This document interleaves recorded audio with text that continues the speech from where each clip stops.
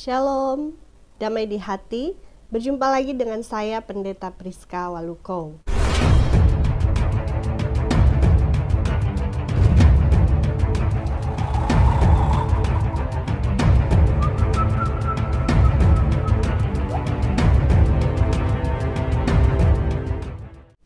Sebelum kita membaca dan merenungkan firman Tuhan, marilah kita berdoa. Bapa di sorga, kami bersyukur untuk kesempatan indah yang Engkau beri.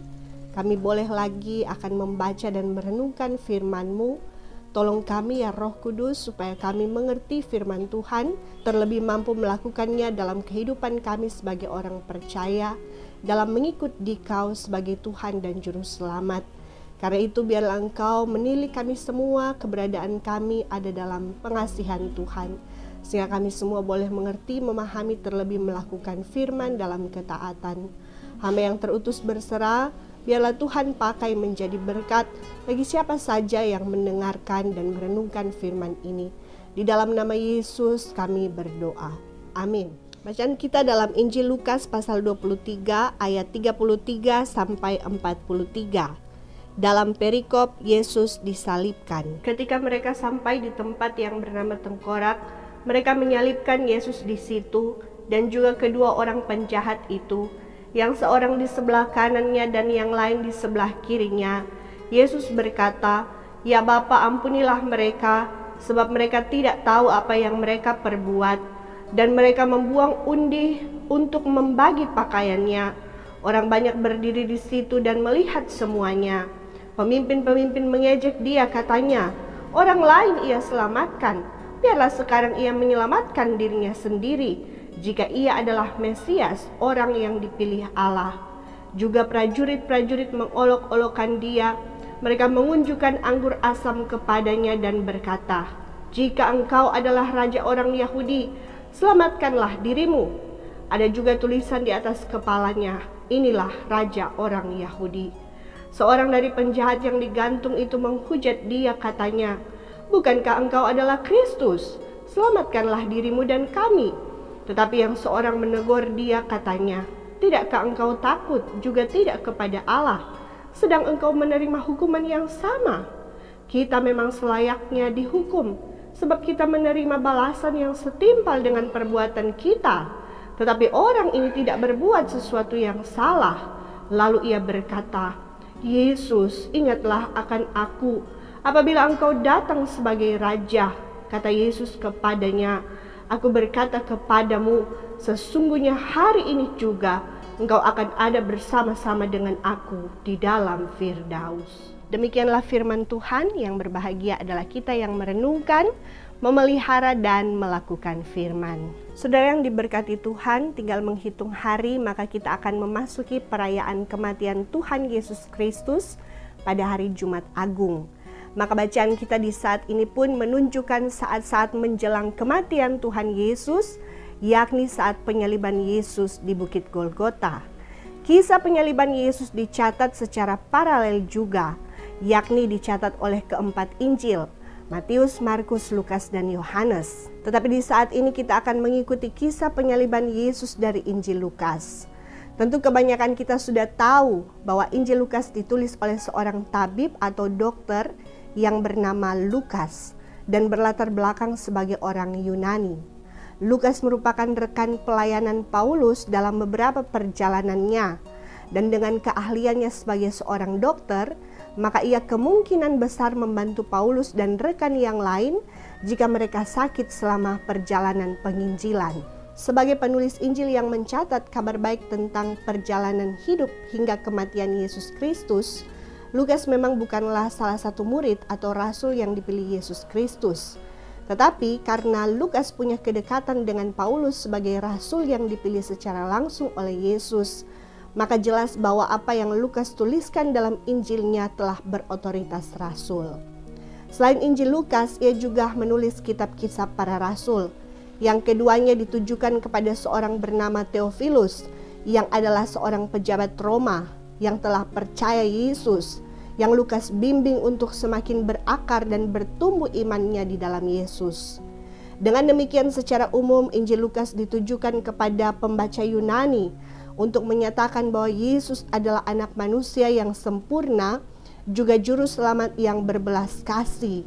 Sebagaimana perkataan Yesus yang ia catat dalam Lukas 19 ayat 10 yang berbunyi, sebab anak manusia datang untuk mencari dan menyelamatkan yang hilang. Adapun Injil Lukas terdiri dari 24 pasal yang menceritakan tahapan perjalanan Yesus sejak lahir hingga menuju ke Yerusalem, tempat di mana Yesus akan mati. Yang dimulai dengan kisah kelahiran dan kehidupan awal Yesus di pasal 1-2, baptisan dan pencobaan yang dialami Yesus di pasal 3 ayat 1-4 ayat 13, pelayanannya selama perjalanan ke Yerusalem di pasal 9 ayat 18-19 ayat 27, dan minggu terakhir pelayanannya di Yerusalem hingga penyaliban dan kematian Yesus di pasal 19 ayat 28-24 ayat 53. Saudara, bacaan kita terdapat di pasal 23 ayat 33-43 yang masuk dalam kisah hidup Yesus di minggu-minggu terakhir pelayanannya di Yerusalem. Bacaan kita adalah saat Yesus telah melalui serangkaian kisah menjelang kematiannya, baik perjamuan malam bersama para murid untuk mempersiapkan para murid menghadapi kematiannya, kisah Yesus berdoa memohon kekuatan di Taman Getsemani, kisah Yesus ditangkap, kemudian kisah Yesus diadili dalam dua pengadilan, baik pengadilan Yahudi maupun pengadilan Romawi, hingga Yesus kemudian dijatuhi hukuman salib oleh Pontius Pilatus. Maka Yesus pun memulai jalan salib menuju Bukit Golgota untuk disalibkan. Ayat 33 bacaan kita menunjukkan saat Yesus dan orang-orang yang menyertainya dalam jalan salib telah sampai di tempat yang bernama Tengkorak. Kata tengkorak dalam bahasa Aram disebut Golgota, sebagaimana yang dicatat oleh Matius dalam Injil Matius 27 ayat 39, dan dalam bahasa Latin dari kata Kalvari. Letak tempatnya ada di luar kota Yerusalem, tetapi tidak jauh dari sana, tepatnya di luar tembok kota, dekat jalan raya yang banyak dilalui orang. Bukit tersebut rupanya dinamakan demikian karena bentuk tanahnya mirip sebuah tengkorak. Adapun Yesus digiring ke Golgota bersama dua orang penjahat lainnya, maka Yesus pun ditempatkan di antara kedua penjahat itu dalam penyalibannya. Penjahat yang satu di sebelah kanannya dan yang satu di sebelah kirinya. Ayat 34 menunjukkan sebuah doa yang Yesus panjatkan kepada Bapanya. Ini juga merupakan perkataan pertama dari 7 perkataan salib yang Yesus ucapkan. Yesus berkata, "Ya Bapa, ampunilah mereka sebab mereka tidak tahu apa yang mereka perbuat." Ia memohon pengampunan bagi orang-orang yang telah melakukan kekejaman hingga menyalibkan Dia. Kita mengingat doa yang serupa juga dipanjatkan Stefanus menjelang kematiannya saat dilempari dengan batu dalam Kisah 7 ayat 60. Ini menunjukkan Yesus sungguh mengucapkan doa ini di atas salib yang kemudian diteladani oleh Stefanus saat menjelang kematian. Hal ini pun memang harus terjadi sebagai penggenapan nubuat yang dicatat dalam Yesaya 53 ayat 12 yang menunjuk pada Yesus menanggung dosa banyak orang dan berdoa untuk pemberontak-pemberontak. Menarik bahwa banyak penafsir menyatakan perkataan Yesus ini diucapkan pada saat paku-paku dipakukan ke tangan dan kakinya, atau pada waktu kayu salib itu ditegakkan, yakni saat di mana rasa sakit itu mencapai puncaknya. Dan biasanya orang-orang yang tersalib akan mengeluarkan segala macam makian, kutukan, dan sumpah serapah pada saat mereka merasa kesakitan. Tetapi Yesus justru mengucapkan doa yang begitu agung dan penuh kasih, doa pengampunan. Saudara, bagian ini sering disalah tafsirkan oleh orang-orang yang tidak percaya, yang menyatakan bahwa Yesus bukan Allah karena dia berdoa kepada Allah. Tetapi yang seharusnya adalah kita melihat posisi Yesus saat ia disalib adalah sebagai pengantara, menggantikan posisi orang berdosa, sehingga ia pun memohonkan pengampunan bagi orang berdosa. Ingat, ada saat juga Yesus mengampuni dosa dalam pelayanannya, sehingga ia membuat geram para ahli Taurat yang menyatakan Yesus menghujat Allah karena hanya Allah yang punya kuasa mengampuni dosa, dalam Markus 2 ayat 7. Meskipun demikian, doa pengampunan Yesus tentu hanya diperuntukkan bagi mereka yang mau bertobat dan menerima Dia sebagai Tuhan dan Juru Selamat. Karena yang Yesus minta untuk diampuni adalah mereka yang tidak tahu apa yang mereka perbuat. Tetapi orang-orang yang kemudian beroleh pengampunan, pastilah akan dibawa kepada pengenalan akan Yesus, bertobat dan beriman kepada Yesus. Sebagaimana yang teralami oleh Rasul Paulus yang berkata dalam 1 Timotius 1 ayat 13, "Aku, Paulus, yang tadinya seorang penghujat dan seorang penganiaya dan seorang ganas, tetapi aku telah dikasihaninya karena semuanya itu telah kulakukan tanpa pengetahuan, yaitu di luar iman."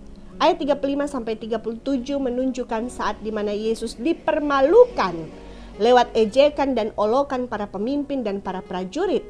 Jelas bahwa Yesus sangat menderita, baik secara fisik saat ia harus memikul salib, dicambuk, dipakaikan mahkota duri, dipaku tangan dan kakinya, tetapi juga menderita secara batin dan mental saat ia diejek dan dipermalukan. Kepadanya dipertanyakan pengakuannya sebagai Mesias dan Raja, tetapi saat itu tidak bisa berbuat apa-apa. Bahkan saat sudah ditantang untuk menyelamatkan dirinya, ia tidak berbuat apa-apa.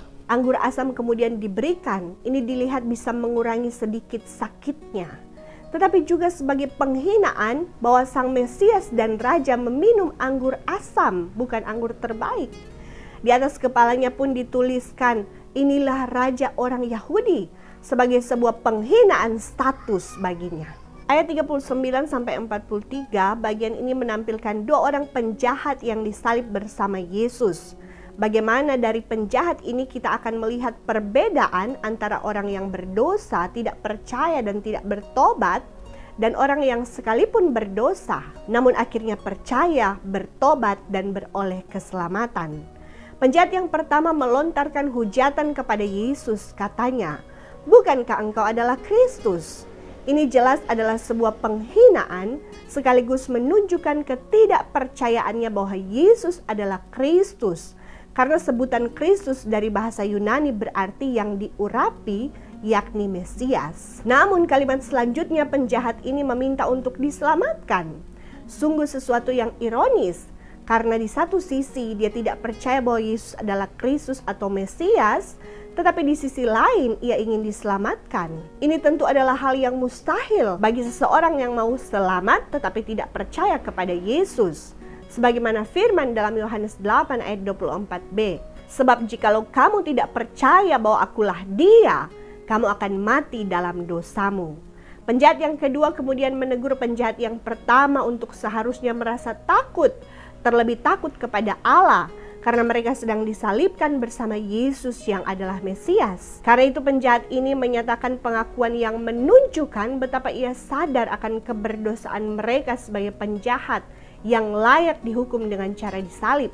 Hukuman yang setimpal dengan perbuatan mereka sebagai penjahat rendahan, orang-orang yang sekelas budak, karena hukuman salib tidak dikenakan kepada warga negara Romawi atau yang punya jabatan. Di sini si penjahat mengakui bahwa Yesus tidak berbuat sesuatu yang salah, sehingga tidak seharusnya disalibkan seperti mereka. Selanjutnya penjahat ini menunjukkan imannya kepada Yesus, yakni ia percaya bahwa Yesus akan datang sebagai Raja. Karena itu dalam keyakinan ia berkata, "Yesus, ingatlah akan aku apabila engkau datang sebagai Raja." Seorang penjahat, pendosa, tetapi kemudian meminta Yesus mengingat dia. Jelas penjahat ini bukan meminta Yesus mengingat dia karena perbuatan-perbuatan baiknya, karena ia seorang penjahat, pendosa, tetapi ia meminta Yesus mengingat dia yang telah menyatakan pengakuan imannya bahwa Yesus benar adalah Raja Sang Mesias. Di sini kita melihat bahwa keselamatan kita bukan oleh perbuatan-perbuatan baik, tetapi oleh kasih karunia Allah melalui iman kepada Yesus Kristus. Maka kita melihat jawaban Yesus kepada penjahat yang percaya di akhir bacaan kita. Yang terjadi menunjukkan betapa Yesus berkenan akan pertobatan dan memperhitungkan setiap pengakuan iman kepadanya. Bahwa ia akan memberikan upah kepada mereka yang mau bertobat dan percaya kepadanya. Bukan hanya saat ia datang kembali, tetapi bahkan di saat iman itu dinyatakan. Karena Yesus tidak menjawab penjahat itu dengan kalimat, "Baiklah, saat aku datang kembali sebagai Raja, aku akan mengingat kamu." Tidak, saudara.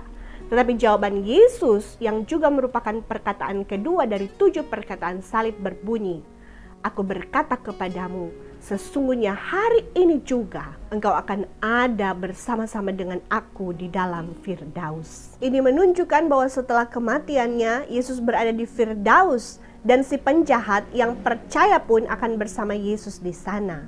Firdaus adalah sebuah taman kesenangan, tempat kediaman jiwa-jiwa yang menang dan berbahagia, yang juga diartikan sebagai sorga. Saudaraku, melalui bacaan kita di saat ini, kita dibawa untuk memasuki penghayatan kesengsaraan Yesus di Minggu Sengsara yang ke-6.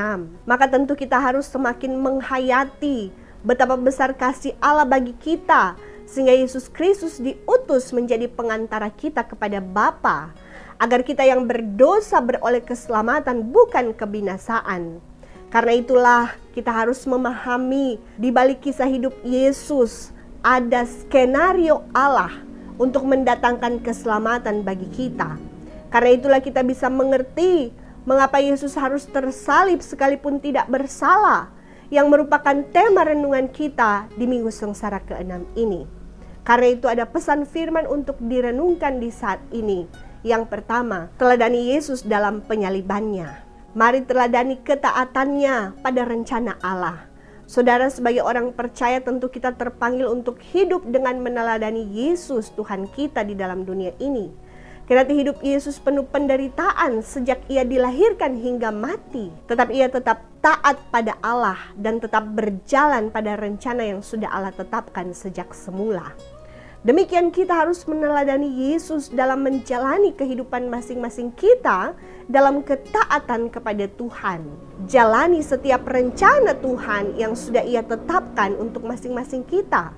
Dengan berpegang pada firman Tuhan yang juga menjadi nats pembimbing dalam ibadah di Minggu Sengsara ke-6 ini. Dalam Roma 8 ayat 28, kita tahu sekarang bahwa Allah turut bekerja dalam segala sesuatu untuk mendatangkan kebaikan bagi mereka yang mengasihi Dia, yaitu bagi mereka yang terpanggil sesuai dengan rencana Allah. Kemudian mari teladani kesediaan Yesus menanggung derita di jalan salib hingga disalibkan di Golgota. Saudara, tentu jalan hidup kita berbeda satu dengan yang lain. Berbeda latar belakang sosial, ekonomi, status, pendidikan, suku, budaya. Tetapi tentu sebagai manusia kita sama-sama pernah atau bisa mengalami yang namanya penderitaan selama hidup di dunia. Manusia siapapun dia pasti pernah merasakan penderitaan. Sebagai orang percaya akan diuji. Apakah kita akan tetap taat pada Tuhan ataukah kita lebih memilih meninggalkan Tuhan asal kita lepas dari derita? Saudara, teladani Yesus yang tetap taat menanggung derita, bersedia memikul salib di jalan salib, yang kemudian membawa dia tiba di puncak penderitaan, yakni di atas kayu salib di Bukit Tengkorak. Demikian pun kita, jika kita mau menjadi pengikut Yesus, taati perintahnya untuk menyangkal diri, memikul salib, dan mengikut Yesus. Ikutlah sampai pada puncak penderitaan, yakni di Golgota. Saat kita mengalami sakitnya salib yang kita pikul, jangan buang salib itu. Bertahanlah menanggungnya seperti Yesus tetap taat sampai matinya. Saudara, dalam beban derita karena iman, ingatlah bahwa Yesus sudah pernah melewati jalan salib. Saat kita kesakitan karena salib kita, ingatlah Yesus pun mengalami itu. Saudara, Andreas, salah satu murid Yesus yang mati tersalib, di akhir hidupnya saat berada di salib, ia berkata, ternyata keinginan dan cita-citaku bisa terkabul, di mana aku bisa turut merasakan saat-saat disiksa dan disalib seperti Yesus Tuhanku. Andreas terus menaikkan puji-pujian kepada Tuhan hingga ia mati di salib itu. Saudaraku, dalam mengikut Yesus, kita mungkin tidak akan sampai disalib seperti Andreas dan mati martir seperti murid-murid yang lain. Tetapi salib kita mungkin dalam bentuk pergumulan rumah tangga, ekonomi, pekerjaan, dalam pelayanan, sakit penyakit, perlakuan buruk sesama, dan berbagai hal yang membuat kita menderita karena iman kepada Yesus Kristus. Saudara, tetaplah setia memikul salib kita, karena justru dalam kelemahan kita, kuasa Tuhan sempurna melingkupi kita. Jika kita setia memikul salib dan tetap mengikut Yesus, maka kita akan mengalami kasih karunia Tuhan. Sebagaimana perkataan Tuhan kepada Paulus dalam kelemahannya, dalam 2 Korintus 12 ayat 9. Cukuplah kasih karuniaku bagimu, sebab justru dalam kelemahanlah kuasaku menjadi sempurna. Mari teladani Yesus yang kendati kesakitan fisik dan batin ia alami. Tidak sekalipun dari mulutnya ia memaki, berkata kasar, bersungut atau menghujat. Demikian kita dalam penderitaan yang kita alami. Jangan sampai kita mengeluarkan perkataan-perkataan yang kotor, sumpah serapa, memaki, bersungut ataupun mengutuk. Ingat, perkataan kita menunjukkan seperti apa hati dan bagaimana karakter kita. Orang benar pasti akan tetap berkata yang baik, sekalipun ia ada di tengah penderitaan seperti Yesus. Mari teladani kasih dan pengampunan Yesus untuk orang berdosa. Saudara, Yesus tersalib sekalipun ia tidak bersalah, menunjukkan kepada kita kebesaran kasih dan pengampunan yang Yesus berikan kepada kita orang yang berdosa dan selayaknya binasa. Karena itu sebagai pengikut Yesus, kita pun harus meneladani Yesus dalam mengasihi sesama. Bukan hanya mengasihi mereka yang mengasihi kita, tetapi juga mereka yang memusuhi kita. Kasihi dan ampuni mereka, sebagaimana kita pun telah dikasihi dan diampuni oleh Yesus. Inilah ajaran Yesus, bahwa kita harus mengasihi musuh dan berdoa bagi yang menganiaya kita, dalam Matius 5 ayat 44. Yang kedua, percaya, bertobat, dan tetap setia hingga akhir kepada Yesus Kristus. Saudara, dari bacaan kita melihat adanya kelompok para pemimpin, kelompok prajurit, dan kelompok penjahat. Masing-masing kelompok akan membawa kita melihat gambaran diri yang ada dalam kehidupan manusia pada umumnya. Kelompok pemimpin adalah gambaran orang yang tahu kebenaran tetapi tidak percaya dan tidak menerima, bahkan melakukan kebenaran dalam hidup mereka. Demikian para ahli Taurat, imam kepala, dan tua-tua Yahudi yang sebenarnya telah mengetahui tentang Mesias sejak kelahirannya, hingga nubuat-nubuat perjanjian lama yang mengarah kepada Yesus. Tetapi mereka tidak percaya dan tidak mau menerima Yesus, bahkan mereka mau melenyapkan Yesus. Saudara, jangan sampai kita ada di posisi para pemimpin ini, di mana kita sudah lahir sebagai orang Kristen, tetapi sekedar Kristen di KTP saja, tetapi kita tidak pernah mengalami lahir baru dengan menerima Yesus dalam hidup dan menaati perintah-perintahnya. Apalagi jika kita dipercayakan jabatan pelayanan di gereja sebagai pelayan Tuhan, tetapi yang kita lakukan sekedar seremonial belaka. Pelayanan kita jadikan kedok untuk mendapat kehormatan, kuasa, dan uang. Saudara, hati-hati. Karena itu berarti kita adalah orang yang tahu kebenaran, tetapi sengaja berbuat dosa. Saudara, ingat, perkataan Yesus di salib yang memohon pengampunan dari Bapa bukan ditujukan untuk orang yang tahu apa yang mereka perbuat, tetapi yang tidak tahu apa yang mereka perbuat. Jadi jelas para pemimpin bukan orang yang beroleh pengampunan karena sampai akhir mereka tidak percaya, bertobat, dan tetap menolak Yesus. Demikian kita sekalipun lahir sebagai orang Kristen, jika kita tidak sungguh-sungguh percaya dan menerima Yesus, Yesus bukan prioritas dalam hidup kita, maka kita pun terhitung sebagai orang-orang yang tidak selamat. Berbeda dengan kelompok para prajurit, mereka ini adalah orang Romawi yang tentu tidak mengetahui tentang Yesus. Mereka melakukan penyiksaan kepada Yesus karena perintah pimpinan mereka. Dengan demikian, mereka adalah kelompok orang yang Yesus maksudkan dalam doa pengampunannya, karena mereka tidak tahu apa yang mereka perbuat. Saudara, meskipun demikian bukan berarti orang yang tidak mengenal Yesus serta-merta pasti selamat. Tidak. Karena untuk beroleh keselamatan, orang harus percaya dan menerima Yesus sebagai Tuhan dan Juru Selamat. Perlu ada pertobatan hidup. Karena itulah fungsi para penginjil yang akan memberitakan Yesus kepada seluruh bangsa, agar Injil, yakni Yesus Kristus itu pun boleh didengar dan diterima. Kemudian akan ada pengakuan bahwa benar Yesus adalah satu-satunya Tuhan dan Juru Selamat melalui pekerjaan Roh Kudus. Hal inilah kemudian yang terjadi saat Petrus berkhotbah pada hari Pentakosta, dan ada kira-kira 3.000 orang menjadi percaya dan memberi diri dibaptis. Demikian dalam kisah kematian Yesus yang disaksikan dalam Injil-Injil. Ada kepala pasukan prajurit yang kemudian menjadi percaya dan mengakui bahwa benar Yesus adalah anak Allah. Karena itu saudaraku, mari Jika kita sudah percaya Yesus, jangan menyia-nyiakan kepercayaan kita dengan tetap hidup dalam dosa. Karena Yesus sudah menebus dosa kita, maka jangan sia-siakan pengorbanannya. Setiap hari mari kita semakin mendekatkan diri kepada Tuhan dengan rajin beribadah, berdoa, baca firman, dan bersaksilah tentang Yesus kepada sesama kita. Apalagi bagi mereka yang belum mengenal Yesus, mulai dari cara hidup kita yang menampakkan kasih Kristus dimanapun kita berada, agar melalui kesaksian kita banyak jiwa yang diselamatkan.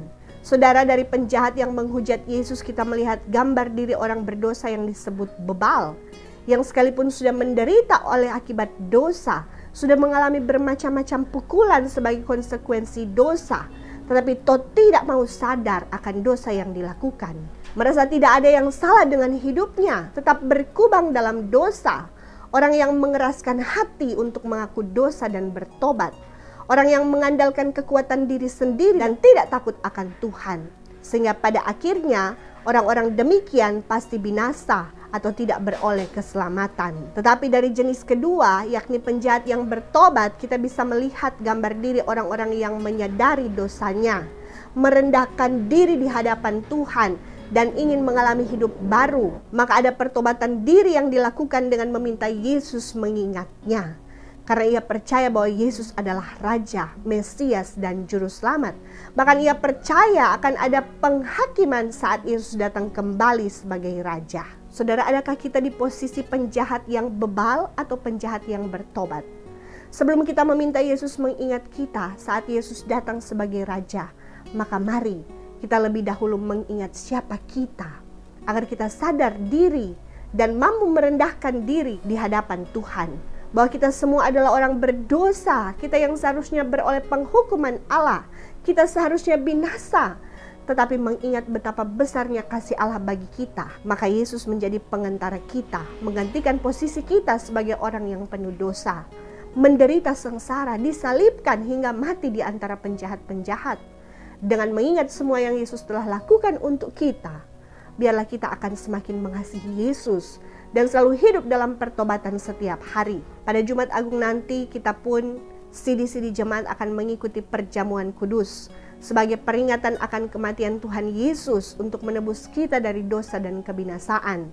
Maka mari persiapkan hati dan hidup kita agar layak duduk makan roti dan minum anggur, lambang tubuh dan darah Yesus yang telah dikorbankan untuk keselamatan kita.